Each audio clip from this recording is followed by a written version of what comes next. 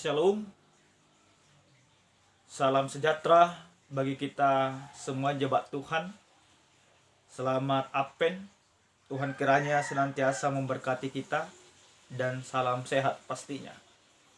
Pada saat ini kita akan mendengarkan sabda Tuhan dalam minggu Advent yang kedua. Akan tetapi kita menyatukan hati, kita berdoa. Terpuji dan termulia namamu ya Tuhan Allah kami, buat segala kebaikan dan kemuliaan Tuhan dalam hidup kami. Pada saat ini kami akan mendengarkan sabda Tuhan. Urapi kami supaya kami mengerti sabda. Dalam nama Yesus kami berdoa. Amin. Bapak Ibu yang Tuhan kasihi, kebenaran firman Tuhan yang akan menyapa kita pada saat ini, yang tertulis dalam kitab Lukas pasal 3 ayat yang pertama sampai dengan ayat ke-6. Demikian firman Tuhan, mari kita perhatikan dengan baik.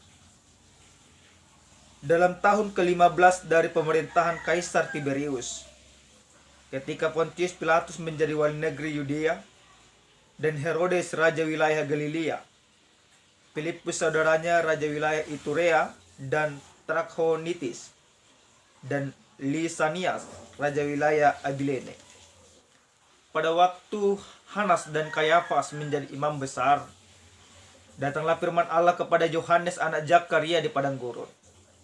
Maka datanglah Yohanes ke seluruh daerah Yordan dan menyerukan, "Bertobatlah dan berilah dirimu dibaptis, dan Allah akan mengampuni dosamu." Seperti ada tertulis dalam kitab nubuat Yesaya, ada suara yang berseru-seru di padang gurun, "Persiapkanlah jalan untuk Tuhan, luruskanlah jalan baginya. Setiap lembah akan ditimbun, dan setiap gunung dan bukit akan menjadi rata. Yang berliku-liku akan diluruskan, yang berlekuk-lekuk akan diratakan, dan semua orang akan melihat keselamatan dari Tuhan." Sampai di sana pembacaan kebenaran firman Tuhan. Bapak Ibu yang Tuhan kasihi dalam Kristus Yesus, kita mungkin masih ingat ketika pertama kali Presiden Joko Widodo dilantik menjadi presiden pada tahun 2015.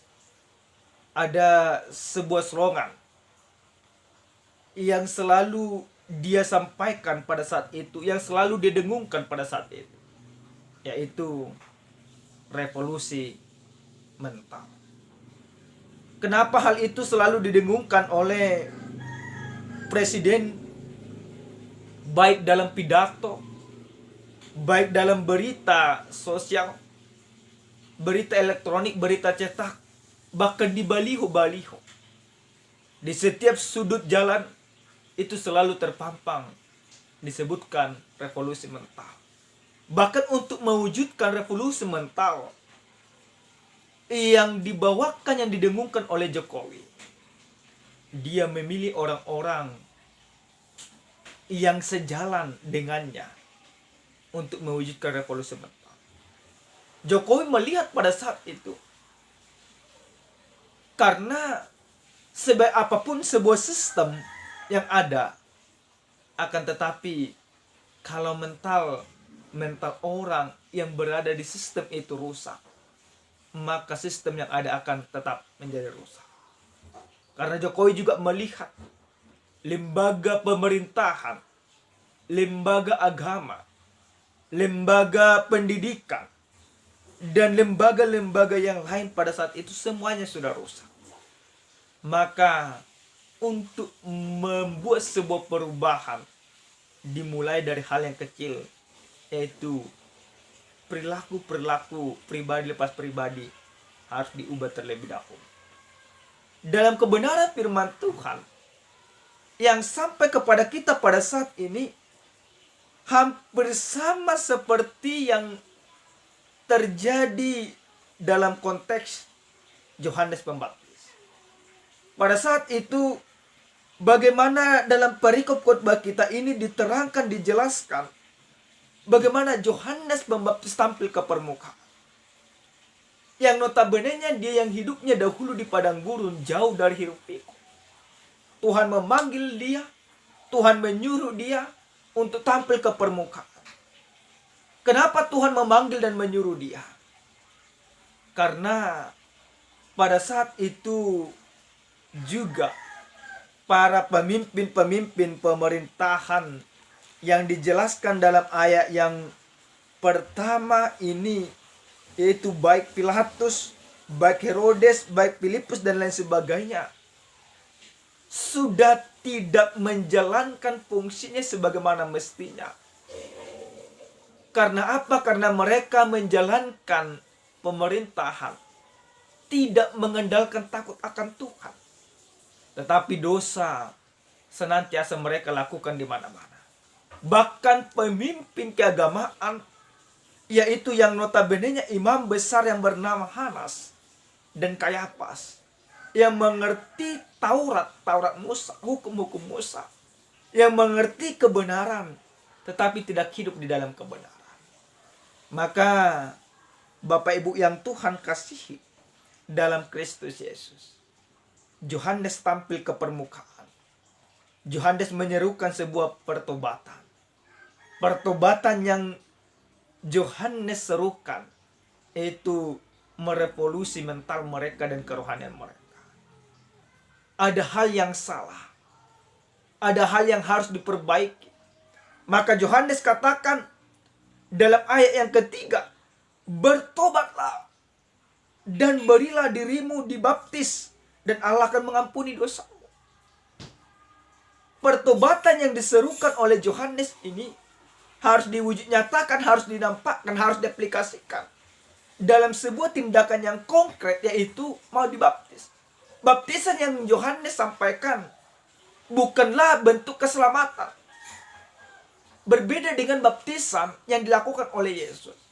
Tetapi baptisan yang dilakukan oleh Yohanes itu baptisan daripada sebuah pertobatan. Bahwa seseorang itu mau bertobat meninggalkan segala kelakuannya yang jahat dan masuk kepada kehidupan yang baru. Supaya apa? Supaya Yesus datang dan pengampunan akan diberikan kepadanya. Namun apa yang terjadi Bapak Ibu yang Tuhan kasih? Yohanes mengutip yang tertulis dalam nubuatan kitab Yesaya pasal 40 ayat 3 sampai 5. Yang dikatakan di sana ada suara yang berseru-seru di padang gurun. Yang artinya seperti apa? Yohanes Pembaptis yang menyerukan pertobatan kepada orang-orang Yahudi, yang menyerukan pertobatan kepada orang-orang yang sombong, yang mengatakan dirinya keturunan Abraham, tetapi kelakuannya bejat. Seperti dalam ayat yang ke-7, keturunan ular beludak.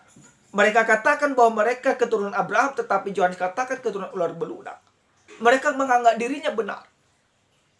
Mereka tidak memahami bahwa Yohanes yang menyerukan pertobatan merupakan jawaban daripada nubuatan yang ada dalam kitab Yesaya.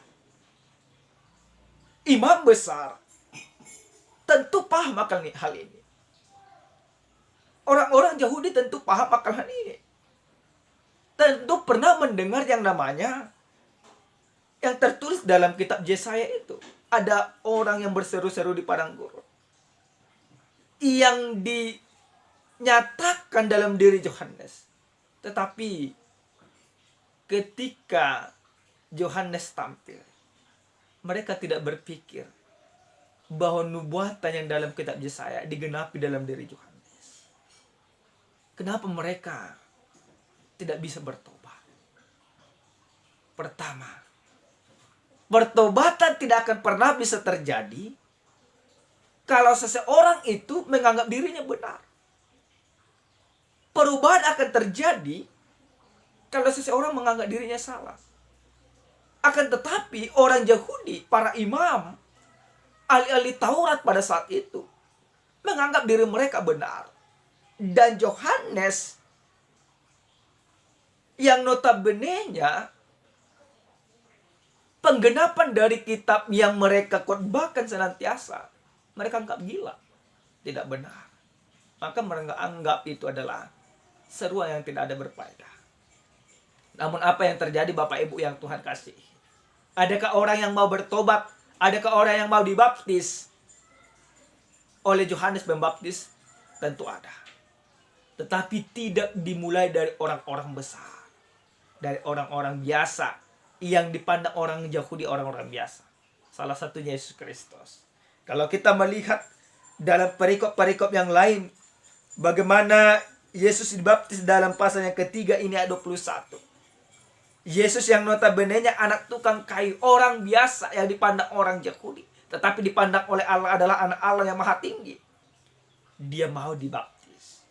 Dia mau membuktikan dirinya ikut dalam aturan dan koridor yang Tuhan tentukan. Bapak Ibu yang Tuhan kasihi, dalam Kristus Yesus, dalam kebenaran firman Tuhan ini, apa yang boleh kita lihat, apa yang boleh kita imani, menjadi pegangan di dalam kehidupan kita. Kenapa Yohanes menyerukan sebuah pertobatan bagi orang-orang yang ada di sekitarnya pada saat itu? Yang pertama, Yohanes menyerukan pertobatan, yaitu untuk mempersiapkan diri dalam menyambut Yesus. Dalam menyambut Yesus, Yohanes menjadi sebuah perintis. Yohanes menjadi pendahulu daripada Yesus Kristus.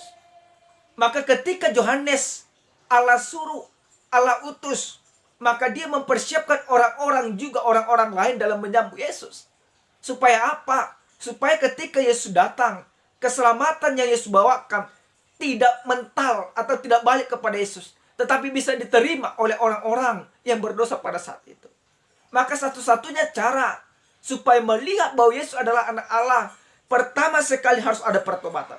Tanpa ada sebuah pertobatan, maka tidak akan pernah bisa orang melihat bahwa Yesus itu adalah anak Allah. Orang yang tidak mau bertobat akan tetap memandang Yesus sebagai anak Yusuf tukang kayu dan Maria.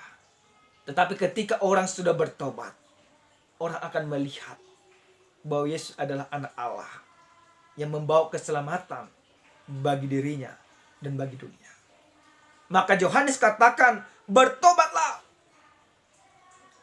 supaya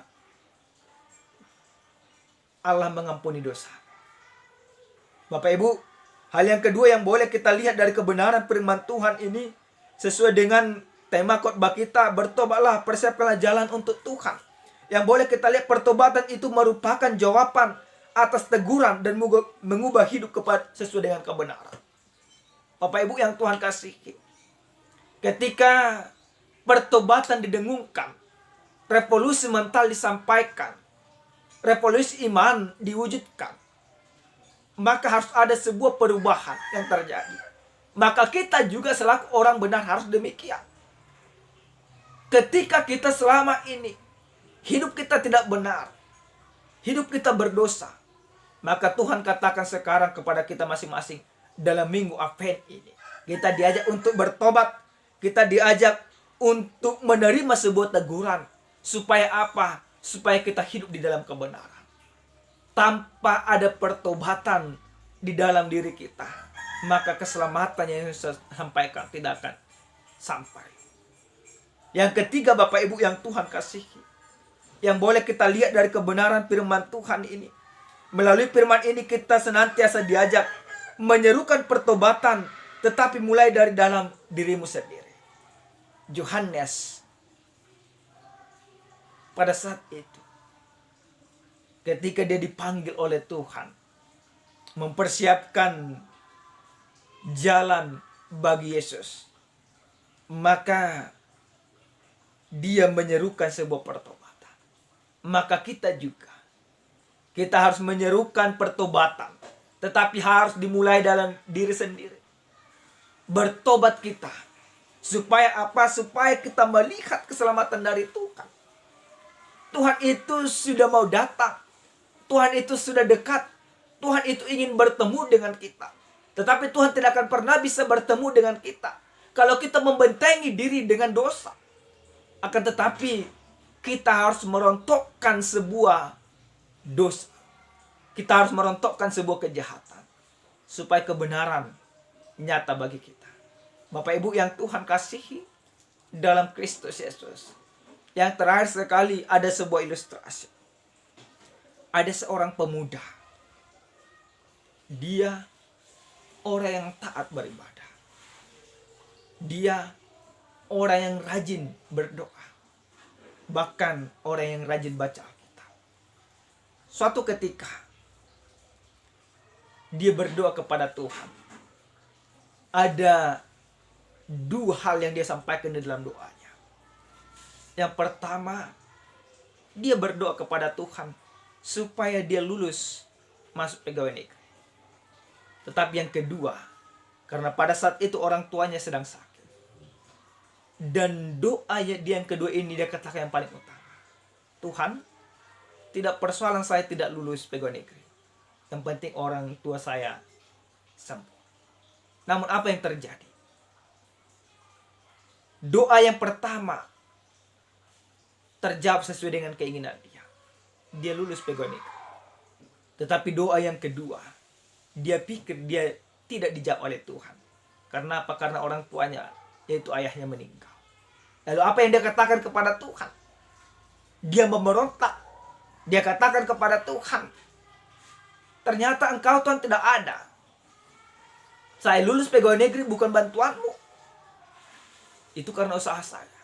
Yang saya butuhkan adalah butuh bantuanmu, yaitu orang tua saya sembuh. Nyatanya tidak demikian. Yang dulunya dia pemimpin peribadahan di tengah-tengah pemuda, dia menghilang. Pendeta melihat. Pendeta mencari. Dan setelah itu pendeta bertemu dengan dia. Ketika dia bertemu dengan pendeta, disampaikan semua apa yang ada dalam pikirannya. Apa yang ada dalam keluh kesahnya. Dia katakan, Tuhan tidak ada. Namun apa yang dikatakan oleh pendeta? Pendeta katakan, berarti selama ini engkau beribadah, engkau berdoa, engkau memuji Tuhan, engkau membaca Alkitab, tetapi engkau belum bertobat, anakku. Kenapa Pak Pendeta katakan demikian? Dia tentu berontak. Apa kata Pak Pendeta? Pak Pendeta katakan, Tuhan sesungguhnya bukan Tuhan yang ada di dalam pikiran. Tetapi Tuhan sesungguhnya adalah Tuhan yang ada di luar daripada yang kau pikirkan. Tuhan itu tidak seperti yang kau pikirkan. Karena jalan Tuhan bukanlah jalan. Dikatakan pendeta. Apa yang kau doakan, Tuhan jawab.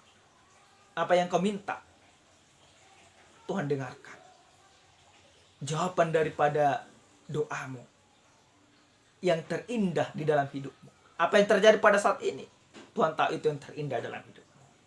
Bapak Ibu, yang Tuhan kasih dalam Kristus Yesus.